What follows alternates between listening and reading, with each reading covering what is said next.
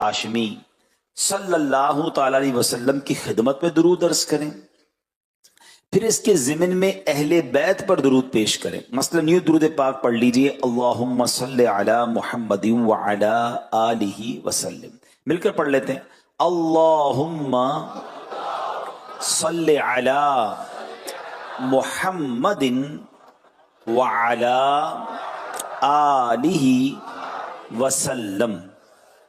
नबी की शान में हो जिस कदर दुरूद पढ़ो, नबी की शान में हो जिस कदर दुरूद पढ़ो, मुहिब्बों पाओगे जन्नत में घर दुरूद पढ़ो। जो अपने कामों का अंजाम नेक चाहते हो, हर एक काम में तुम पेशतर दुरूद पढ़ो। हजार विर्द को ये एक दवा किफायत है, हजार दर्द को ये एक दवा किफायत है। जो पेश आए जरा भी खतर दुरूद पढ़ो। सल्लु अलल हबीब सल्लल्लाहु ताला अला मुहम्मद सल्लल्लाहु अलैहि वसल्लम। हजरत लैस बिन साद रहमतुल्लाहि तआला फरमाते हैं, मैं एक बार हज के इरादे से मक्का मुकर्रमा हाजिर हुआ। नमाज असर अदा करने के बाद मैं मस्जिदुल हराम के करीब जबल अबू कुबैस की तरफ चल पड़ा। जबल अबू कुबैस, सुभान अल्लाह, ये बिल्कुल हरम पाक के साथ पहाड़ है। और ये भी याद रहे कि दुनिया का सबसे पुराना, बल्कि दुनिया का सबसे पहला पहाड़ कह लें, दुनिया का सबसे पुराना पहाड़ कह लें, वो जबल अबू कुबैस है। और ये वही पहाड़ है कि जहाँ हजर अस्वद और मकाम इब्राहिम, ये जब तूफान नू आया था तो यहाँ रख दिया गया था, और फिर यहीं से हजरत इब्राहिम ने उठाया था और काबे में नस्ब किया। और जबल अबू कुबैस ही वो पहाड़ है जिस पर खड़े होकर मेरे आका ने चांद के 2 टुकड़े फरमाए थे। आज भी जो मक्का पाक जाते हैं तो जब अल्लाह करे हमारी हाजिरी हो, इंशाअल्लाह अल्लाह जल्दी जल्दी हमें मक्के मदीने की हाजिरी अता फरमाए।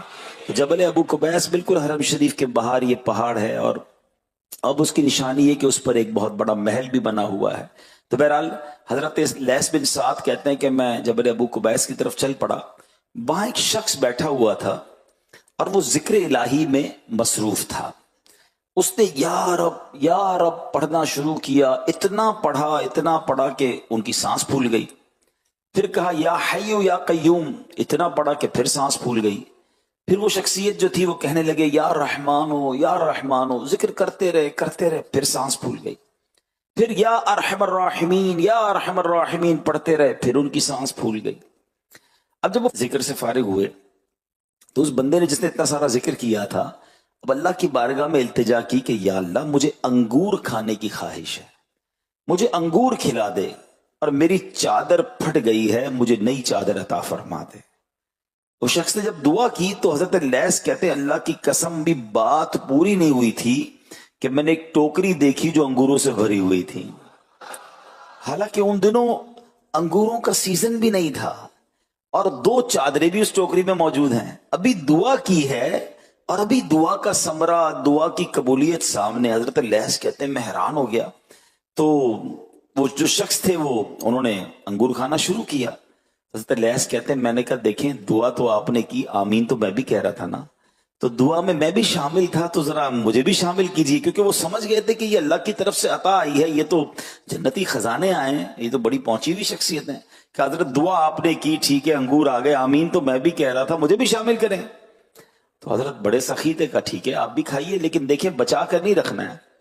तो कहते हैं जब मैंने अंगूर खाए तो बीज ही नहीं था उसके अंदर, और ऐसा टेस्ट था, ऐसी लज्जत थी कि इससे पहले ऐसी लज्जत कभी नहीं देखी थी।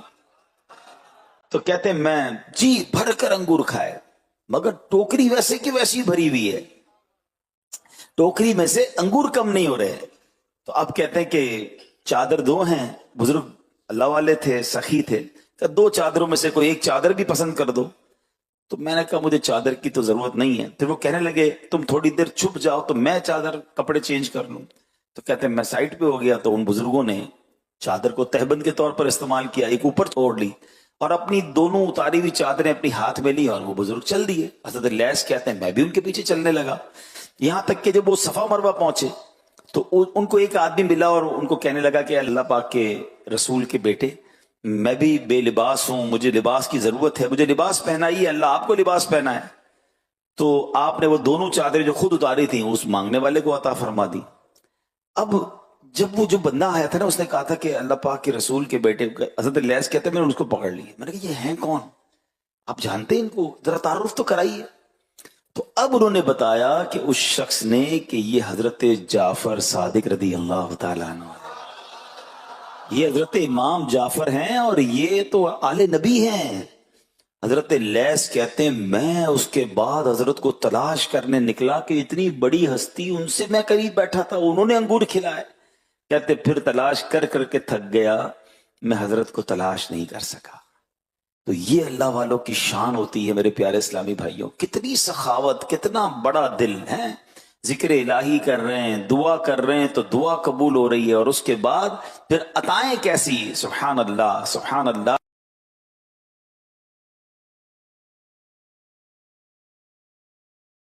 ان کے بارے میں آتا ہے کہ ان کے گھر پہ کھانے کو کچھ نہیں تھا بظاہر, ان کے بھی غربت کے دن تھے. کسی نے دروازے پر دستک دی تو اپنی زوجہ سے کہا کچھ ہے. اس نے کہا اللہ کے نام پہ کچھ دو, میں غریب ہوں, بھوکا ہوں. تو کچھ ہے تو کہاں, ہمارے پاس 4 انڈے ہیں. تو کہا چاروں انڈے دے دو. یہ نہیں کہا کہ 4 میں سے 1 دے دو, کہا یہ 4 دے دو. وہ اللہ والی, وہ بھی نیک خاتون تھی, یہ نہ پوچھا کہ حضرت ہم کیا کھائیں گے, 4 انڈے دے دیے. مگر اللہ پر بھروسہ ایسا تھا کہ اللہ کی راہ میں دیا ہے نا, اب آنے والا ہے. تھوڑی دیر ہوئی تو دروازے پہ دستک ہوئی. کہا حضور آپ کے ایک دوست نے آپ کے لیے تحفہ بھجوایا ہے. بیوی سے پوچھا دیکھو کیا ہے, تو کہا حضور انڈے ہیں. کہا کتنے ہیں, کہا پوری ٹوکری ہے. کہا گنو کتنے ہیں, کاؤنٹ کیے تو 30 انڈے تھے. بیوی سے کہا تم نے کتنے دیے تھے, کہا حضور 4 دیے تھے. آئے کتنے ہیں, کہا 30 آئے ہیں. چیک کرو 30 نہیں آنے چاہیے تھے, 40 آنے چاہیے تھے. کہا حضور آئے تو 40 ہیں مگر 10 ٹوٹے ہوئے ہیں. کہا اچھا 30 پورے 10 ٹوٹے ہوئے, یہ بتاؤ جو دیے تھے اس کی کیفیت کیا تھی. حضور بات یہ جو میں نے انڈے دیے تھے نا اس میں بھی 3 پورے تھے, 1 ٹوٹا ہوا تھا. بات آئی سمجھ میں, بات ہے گہری, سمجھنی پڑے گی. پورے دو گے پورے ملیں گے, ٹوٹے دو گے ٹوٹے ملیں گے. اب آپ کی مرضی ہے, اللہ کی بارگاہ میں دینے پورے ہیں یا ٹوٹے ہیں. بچنے والا, پھکنے والا, ضائع ہونے والا, جو میں نہ کھا سکوں, کھانے میں بدبو آ گئی, پھر باری آتی ہے غریب کی. نہیں, سیکھو آل نبی سے کہ ابھی جنت کی نعمتیں ملی ہیں, فرما رہے آپ بھی ساتھ کھا لیں. 2 چادریں آ رہی ہیں, کہہ رہے 1 آپ لے لیں. اور یہی صحابہ کا طریقہ, یہی نبی پاک کا انداز. اللہ سخاوت دے اور دل کی سخاوت دے, خوشی کے ساتھ بانٹنا. مطلب میں کئی لوگ ہیں ماشاءاللہ ایسے دیکھا ہے میں نے بھی, آپ نے بھی دیکھا ہوگا, جو دوسروں کو کھلا کے خوش ہوتے ہیں, جو دوسروں کو دے کر خوش ہوتے ہیں. اور یقین کریں اب تو دنیا اس پر ریسرچ کر رہی ہے کہ what is the definition of happiness, خوشی کی تعریف کیا ہے. میرے پاس مال آ جائے, میں نعمتیں استعمال کر لوں, میں خوش ہو جاؤں, نہیں. اب دنیا اس نتیجے پر پہنچی کہ تم کسی کے ساتھ ایسا برتاؤ کرو کہ وہ خوش ہو جائے, اس کے چہرے کی مسکراہٹ تمہیں خوشی عطا کر دے گی. اور آپ یہ کر کے دیکھیں, کسی ایک کی عید اچھی کر دیں, کسی ایک کی شادی اچھی کر دیں, کسی ایک کی کھانا اچھا کر دیں, کسی ایک کو لباس پہنا دیں, بس کسی کی دکھ دور کر دیں.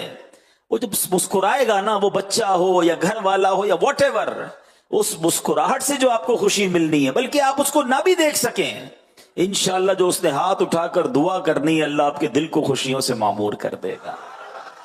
تو پہلی خوبصورت بات, آل نبی کی کیا شان ہے. ابھی تو بات شروع ہوئی ہے اور کتنا سیکھنے کو مل رہا ہے. بہرحال اچھا, حضرت امام جعفر صادق دوسرے کو کھانے میں شریک فرمانے والے, اور اسی طرح آپ نے لباس بھی عطا فرمایا جو غیب سے لباس ملا تھا. اب یہ لباس پہنانا یہ کتنی بڑی نیکی ہے آپ کو پتہ ہے. کھانا کھلانا اور لباس پہنانا یہ نصیب والوں کا کام ہے, اللہ ہم سے کام لے لے.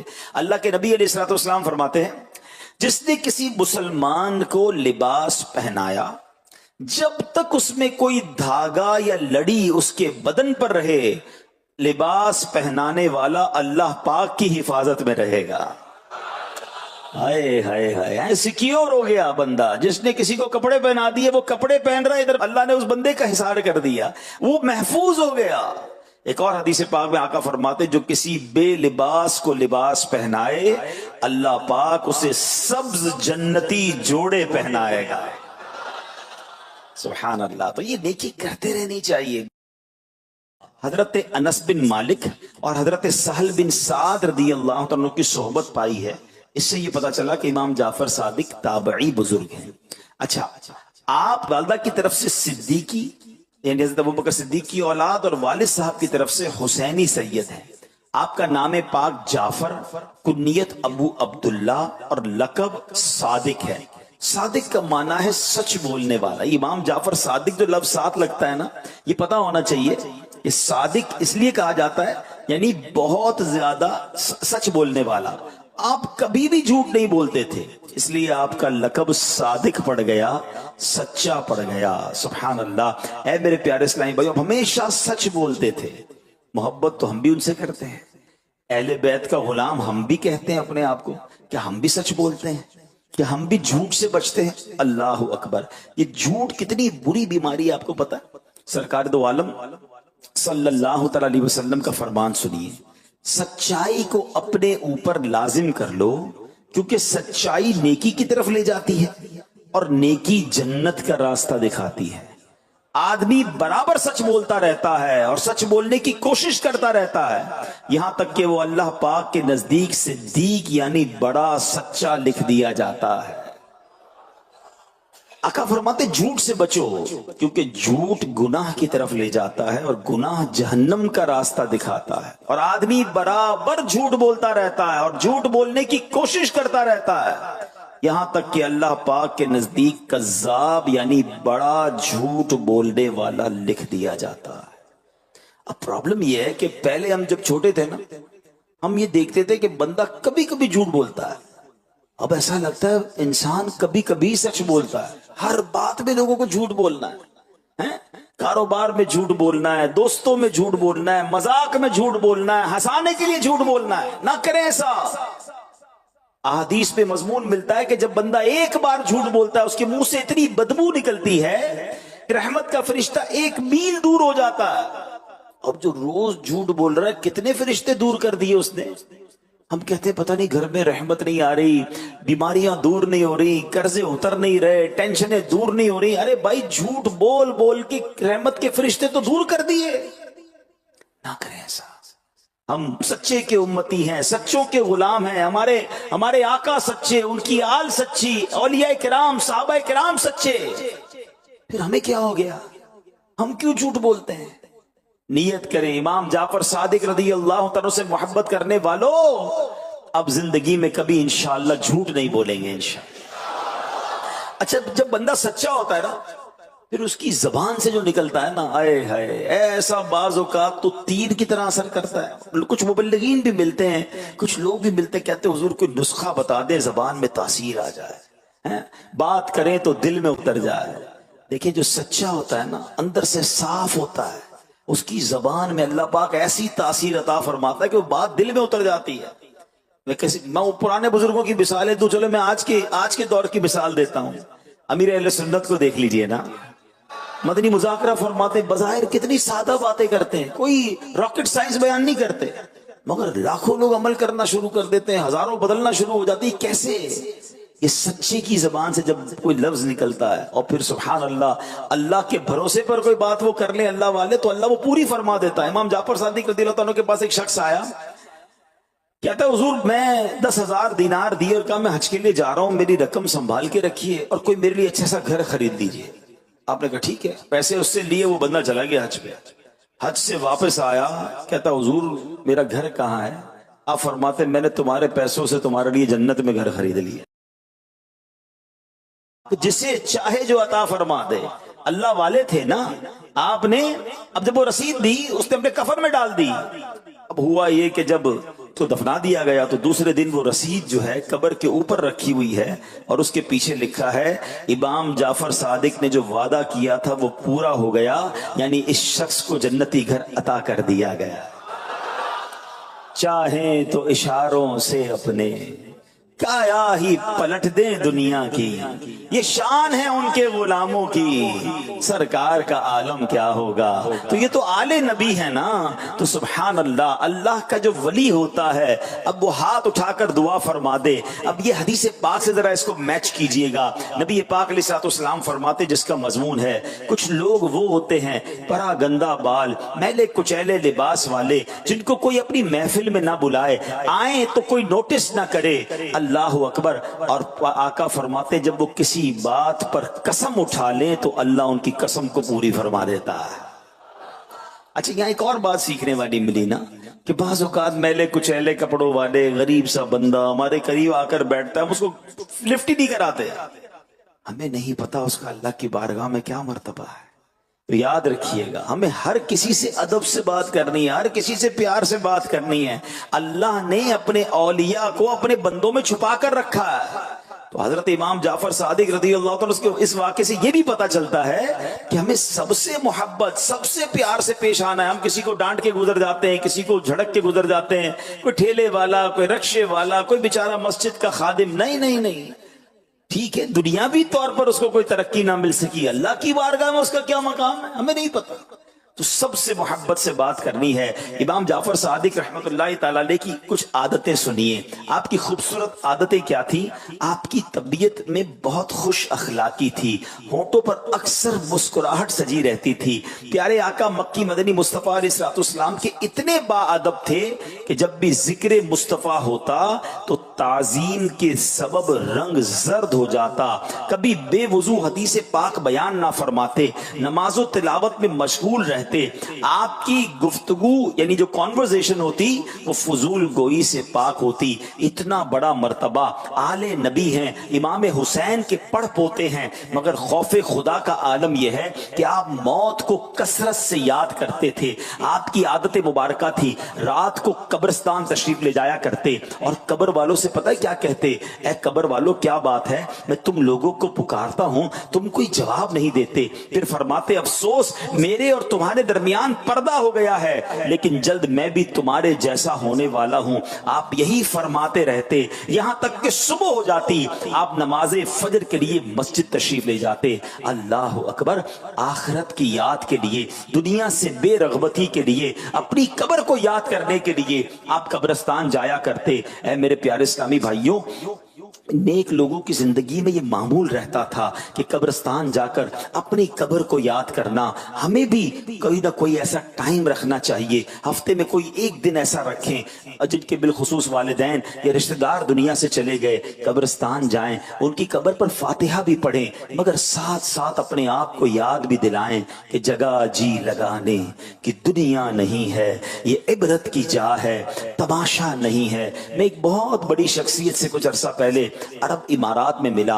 अरबोपति शख्सियत थी, लेकिन बड़े सादा से रहते थे। मैंने कहा कि आपको इतना अल्लाह ने नवाजा है, मगर मैं आपसे जिस तरह मिल रहा हूं, आप बहुत डाउन टू अर्थ हैं, बहुत आप जो है वो आजिज़ी वाले हैं, इसकी क्या वजह है? तो उसने बड़ी कमाल की बात बताई। वो कहते, मैं जिस इलाके में गांव में रहता था, मेरे वालिद साहब रोजाना जब मैं स्कूल जाता था या मदरसे जाता था, मुझे लेकर जाते थे, रास्ते में कब्रिस्तान आता था, वो कब्रिस्तान के पास खड़े हो जाते थे और मुझे कहते थे, बेटा कितनी भी तरक्की कर लो, आखिर आना इधर ही है। कहते, मुझे समझ आ गई कि मैं जिधर भी पहुंच जाऊं, आगाह अपनी मौत से कोई बशर नहीं, सामान 100 बरस का है, पल की खबर नहीं, जाना उसी 2 गज की कब्र में, बंगले हो गए, गाड़ियां हो गई, कर्रो फर हो गया, जाहो जलाल हो गया। वो कहते ना, एक कब्र पर एक तख्ती लगी हुई थी, मैं बड़ा अहम था, यही मेरा वहम था। हाँ, हमें लगता है मेरे बगैर दुनिया को बहुत मुश्किल हो जाएगी। नहीं जनाब, किसी के जाने से दुनिया रुकती नहीं है। बड़े बड़े चले गए और हम भी चले जाएंगे। थोड़े दिन घर वाले याद करेंगे, थोड़े दिन दोस्त शायद याद कर लेंगे, फिर भूली बिसरी दास्तान हो जाएंगे। फिर मैं होऊंगा, मेरी कब्र होगी, मेरे अमाल होंगे। काश कब्रिस्तान जाकर ये ख्याल आता रहे, कहीं भी चला जाऊं, आना इधर है। जिसको ये समझ आ गई ना, फिर वो हराम रोजी कैसे कमाएगा? अरे कभी देखा किसी कब्र के अंदर कोई तिजोरी हो, किसी कफन में कोई जेब देखा आपने? سب کچھ پیچھے رہ جائے گا. پھر حرام کیوں کماؤں, پھر کیوں حرام کاموں کی طرف جاؤں جب جانا ہی 2 گز کی قبر میں ہے. سارا لباس اتار لیا جائے گا, لٹھے کا کفن دیا جائے گا, اربوں پتی کو بھی وہی کفن دیا جائے گا, فٹ پاتھ پہ مرنے والے کو بھی وہی کفن دیا جائے گا. ارب پتی کی قبر 10 گز کی نہیں, وہی 2 گز کی ہوگی.